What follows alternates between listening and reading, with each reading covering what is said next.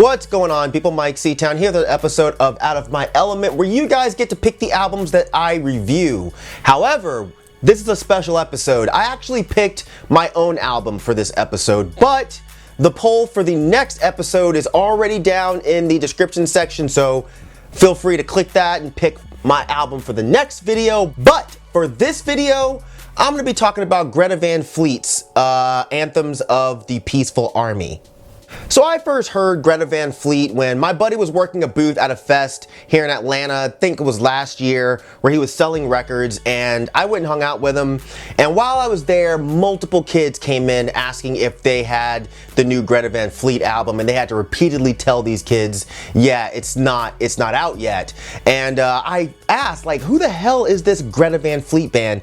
And all the guys at the booth were like, yeah, no, you would not like them. And typically when people say that kind of shit, it makes me want to go listen to the band immediately and hopefully like it, just so I can come back and rub it in their face and be like, you don't know me, motherfucker. But I just never got around to checking him out. I never really heard him at all. That's until recently. And I only checked him out because they won that Grammy for the best rock album. And I actually thought it was for this album, the Anthems of the Peaceful Army, but it was actually for one of their other EPs. Doesn't really matter. I went ahead and I checked this album out because I got genuinely curious. Now, I'd heard a ton of people say that they sounded like Led Zeppelin, which doesn't really interest me. Of course, I do like Led Zeppelin, but it's not a band that I listen to regularly, and it's definitely not a band that I care to hear another band emulate. But when I first put this on, I was like, wow, maybe people are a little bit wrong, you know, because it starts off with the song Age of Man, kind of a mellow jam, has the really high-pitched voice from the singer, and it didn't sound bad really, but it reminded me a lot more of Rush than it did Led Zeppelin. Not that that mattered, as it was still not something that I could find myself interested in listening to. It was the next song, The Cold Wind, that really brought it home for me. Like, come on guys, like seriously, come on, this sounds exactly like Led Zeppelin. Not like a cool homage to Led Zeppelin or a, oh, we're just really influenced by Led Zeppelin. Like, no, this sounds like y'all went and found some kids at a Battle of the Bands competition and they were doing a Led Zeppelin cover in the competition. Now, granted, they're good musicians in the Battle of the Bands competition, and they probably deserve to win the entire competition, but when you remove them from that Battle of the Bands competition and you tell them to go write an album and it comes out like this and people like it, it's really, really confusing for me.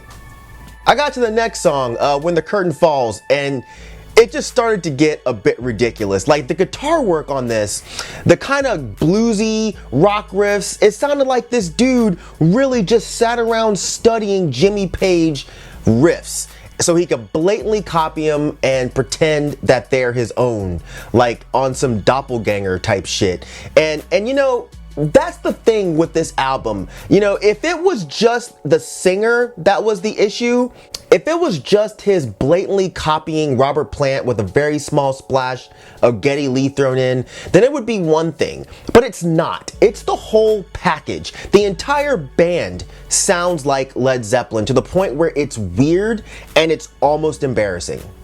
And that's the conclusion I came to with this album. It's so bizarre that a band like this is popular in 2018/2019. It's downright perplexing that a generation of kids who really couldn't give a shit about When the Levee Breaks or Kashmir or Good Times, Bad Times, but they're listening to a band like this and they're loving it. On one hand, it reminds me of just how old I am, because there's so much of today's music that I genuinely just don't understand. But on the other hand, it reminds me that me not understanding today's music doesn't always have to do with how old I am, but in cases like this, it has to do with just how puzzling today's youth is. Like, you're clamoring over a cover band pretending to not be a cover band, meanwhile they're kind of shoving it in your face that they're a cover band. It seems like some weird trick that this band is playing on people. And I didn't realize just how much of a joke this band is until I saw them on Saturday Night Live. I watched the video on YouTube, and Jesus fucking Christ, are you guys kidding me with this shit? Not only are they playing blatant Led Zeppelin ripoff songs, but they're also dressed like complete assholes.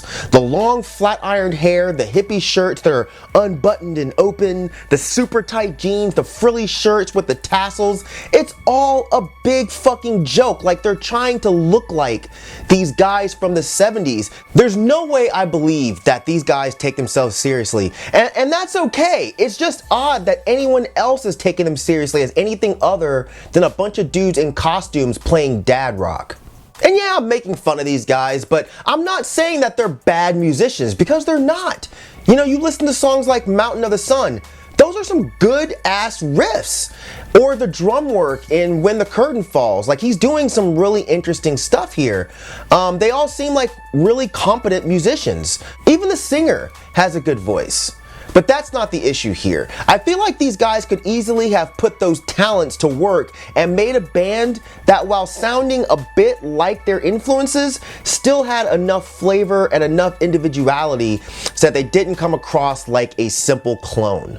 There are a lot of bands out there that sound like their influences. You know, you have Oasis that sounds like the Beatles, AFI, who on their first few albums, they sounded like the Misfits, Interpol sounded like Joy Division, even Wolfmother sounded like Led Zeppelin.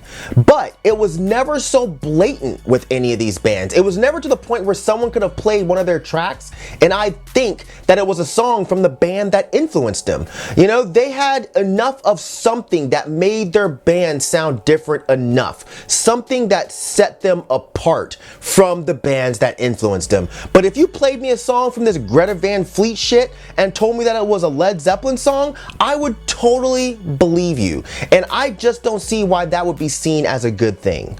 Like, I saw people who were heralding this band, talking about, dude, they're fucking bringing rock back, dude. All we got is fucking rap music. Goddamn Lil Wayne and Cardi B and 21 Savage, all this mumble rap bullshit. Greta Van Fleet is gonna bring rock and roll back. They're gonna bring it back. And they're gonna make kids stop listening to this fucking rap music and start listening to real music again, man. Greta Van Fleet is making America great again, man. Dude, shut the fuck up. Like, seriously, if you think it's gonna take a band unabashedly borrowing a classic band's sound and performing it in the most soulless way possible as a sign that rock and roll is coming back to the mainstream, then I truly feel sorry for you. Because no, that's just not gonna happen. And I remember when people said the same shit when that band The Darkness came out, and I fucking laughed because that band sucks. I remember when people said the same thing when Queens of the Stone Age got big. I didn't laugh, and I don't think that band sucks, but I still said absolutely not. Hip-hop is still on top, it's still the most dominant culture in the United States, maybe even the world, and it's okay to be bothered by that. But using trash bands like this as Trojan horses is never gonna cause the turning of the guards that Nirvana caused in the 90s, so let it go. And if you're talking about real music, guys, you sound especially stupid. Regardless of how much I dislike mumble rap, at the very least you can say it's creative and it's unique. Two adjectives that fans of Greta Van Fleet absolutely cannot say about them. I mean, these guys won Best Rock Album for an album that is a blatant ripoff of a band from 50 years ago. That says a lot about the state of rock and roll that y'all seem to be ignoring, and y'all are totally okay with that. So maybe you rap sucks guys need better soldiers fighting your battles, because hiding behind this band is like sending Pee Wee Herman into the front lines for you. But all in all, I think this album is trash. Yeah, they're fine musicians who maybe have their hearts in the right place, I don't know, but they're putting out trash. Boring, rehashed music that is stripped of its soul and its passion to the point where it sounds like a Led Zeppelin album was created on a 3D printer. It sounds like a Led Zeppelin album that was written by a Tupac hologram. It's corny, it's lifeless, it's lame, and I refuse to believe that this will be the next savior of rock music. A flash in the pan, yes. A fly-by-night obsession, sure. Anything more than that will be totally shocking and slightly disappointing for me. But I'll leave you with this. If you honestly say you listen to this band and you don't think it sounds like Led Zeppelin at all, either you're hard of hearing and you need to go kick it with Helen Keller in them, or you're fucking lying to yourself, you're lying to God, and you're lying to the world. All right? Cut it out. You can like this Big Lots Led Zeppelin if you want, but stop denying the truth. All right? All right. So that's it. You guys can get mad at my opinion if you want to. It's your prerogative, but it's also my prerogative to say that I don't like this shit. But feel free to jump down there and leave some comments. Let me know what you guys thought of this album. Let me know what you guys think of this weird phenomenon with people really liking this shit. And let me know what you guys want me to review for the next Out of My Element video by clicking on that survey down there and voting for an album. And yeah, that's it. As usual, thank you for living, thank you for loving, thank you for being you, and I'll see you guys next time. All right? Peace out, boy!